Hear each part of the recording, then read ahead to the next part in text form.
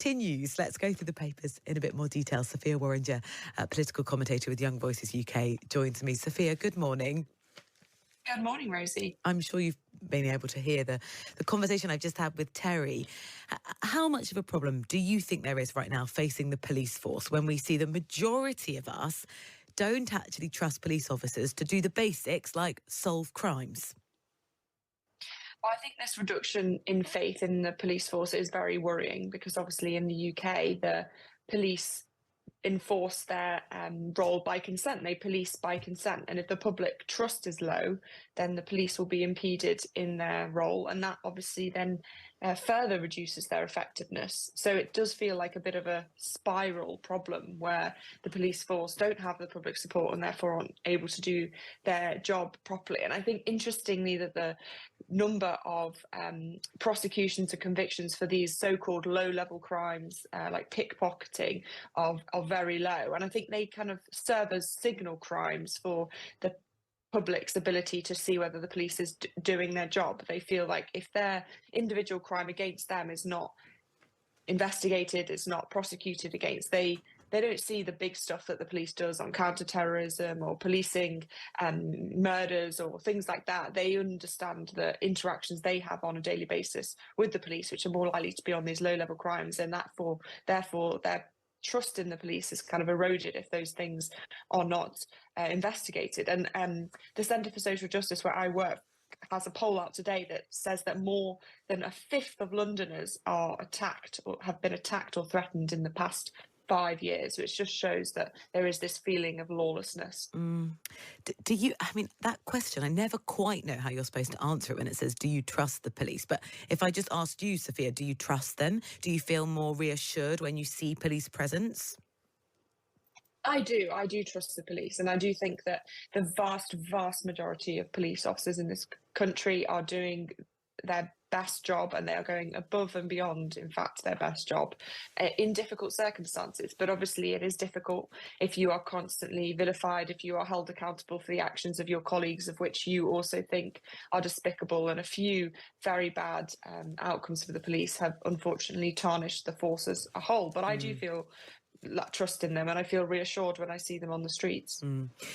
This sort of is the context of the story that developed over the weekend. And the papers have taken slightly different stances this morning. I mean, the Daily Mail says Jewish leaders call on the Met chief to quit. The Daily Telegraph says the Prime Minister refuses to back the under fire Met chief.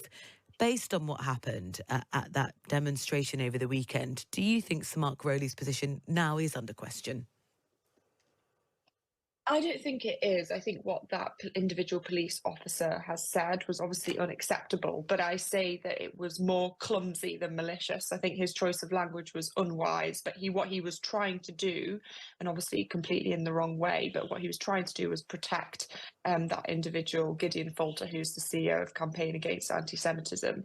But it's a bigger picture, it's a bigger question really of why Jewish people feel unsafe in their own city, and while their presence is seen as antagonistic, that is absolutely horrendous that is the situation that we are in. And that is wider questions about why these protests are allowed to take place if they are so antagonistic, and why it makes Jewish people feel like they can't go about their daily business and practice their faith in peace. And obviously, ultimately, the decisions of whether the protests can go ahead do not lie with the police. They lie with the politicians, with the Home Secretary. So it is a question of the police being in a very difficult situation. And I think Sir Mark is right to try and stay and solve it rather than calls for him to resign.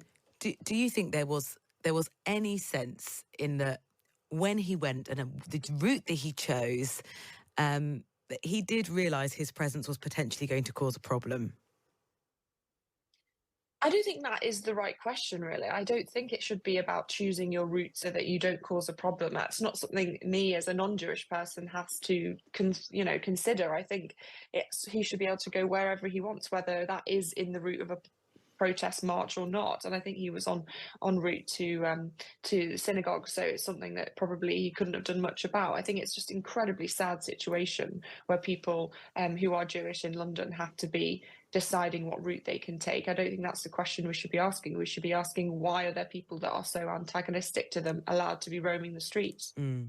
Well, Sir Mark Rowley's position, so says the Telegraph, is under mounting scrutiny in the wake of the incident. We know that Sadiq Khan is going to be meeting with him today, so we'll see how that meeting develops. Now, inside the Times, a story that sort of been rumbling on for the back end of last week. Sign yourself off work by an app under a sick note plan. We heard about the potential strategy to say maybe it isn't GPs who should be administering sick notes, but do you think we should be trusted to say, actually, I'm not feeling completely up to scratch today. I'll just say, tick a box, not feeling well enough. Here's my sick note. I won't be in.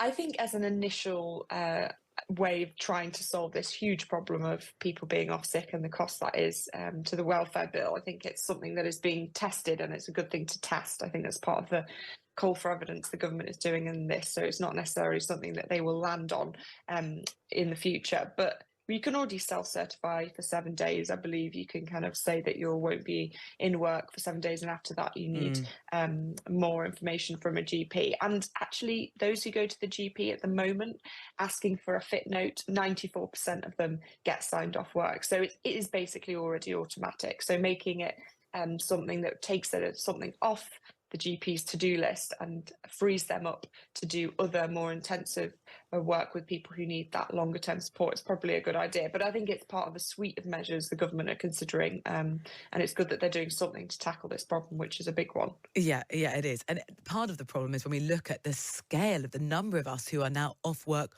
long-term sick, not just for that sort of 7 days or so, and the complexities there have been for our GPs to try and work out, how much of this is, normal anxiety and struggling with, as Mel Stride controversially said, are we over-medicalising the anxieties of day-to-day life? Words that actually were sort of then echoed by the Prime Minister.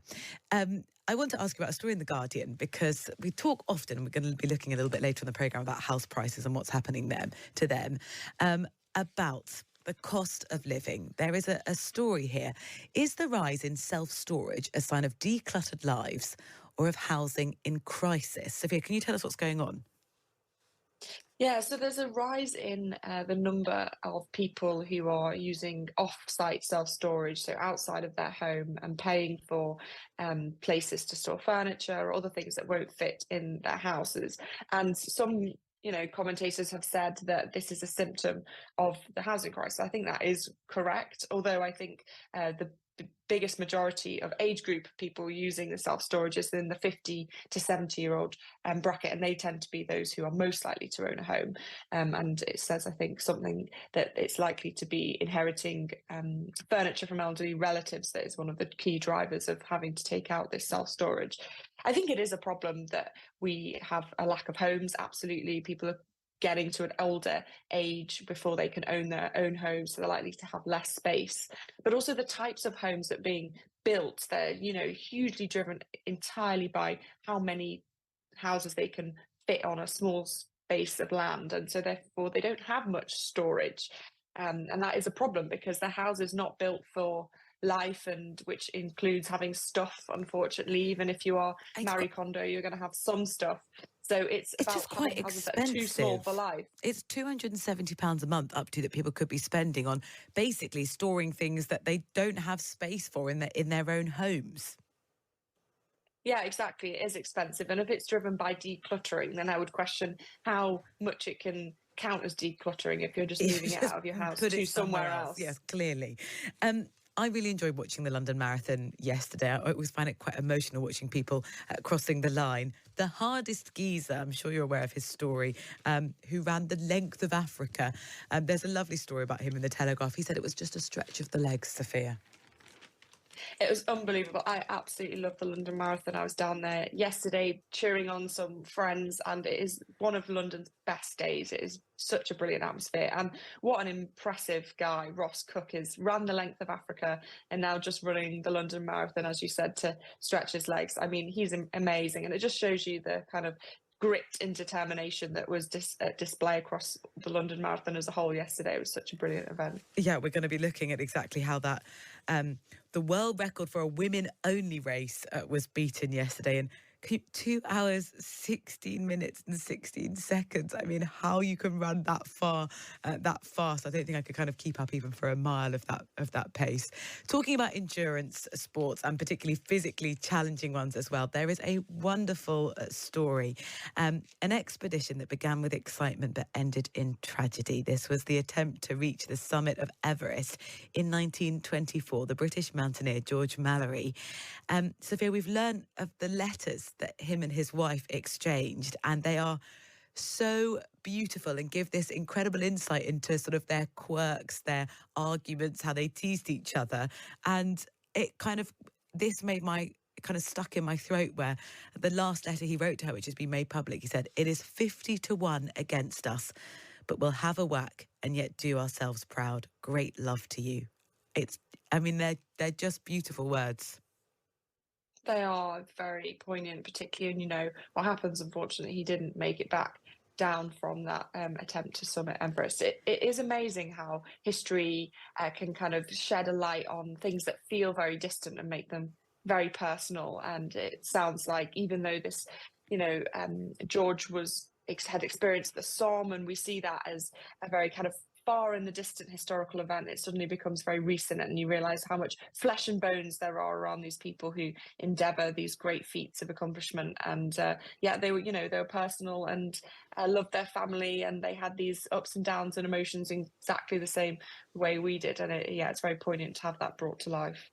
Sophia, thank you so much for going through the papers with me this morning. It has been a pleasure. Sophia Worringer, political commentator at Young Voices UK.